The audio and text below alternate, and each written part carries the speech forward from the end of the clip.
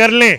मेरे दोस्तों, हदीस पाक में आता है, एक मर्तबा अल्लाह के रसूल सल्लल्लाहु अलैहि वसल्लम ने शादी के मुताल्लिक ये जुमला इरशाद फरमाया कि अगर कोई शख्स आपके पास रिश्ता लेकर आए, आप लोगों को उस शख्स में दो बातें पसंद हो।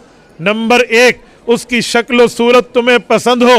नंबर दो, उसका दीन और मज़हब आपको पसंद हो, तो फरमाया ज़रूर शादी कर लेना।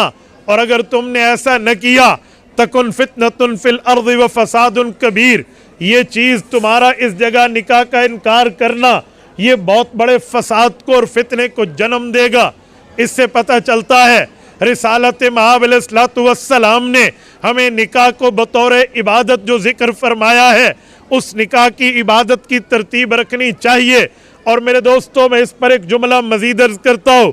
माशाअल्लाह, किस उम्र में इनकी शादी हुई है, इस शादी की उम्र को हम जो है ना अप्रिशिएट करना चाहिए, बल्कि इस उम्र में शादी को रिवाज देना चाहिए। आजकल लोग शादियां करते हैं बड़ी बड़ी उम्रें पाकर, जी नहीं, इस उम्र में शादी हो।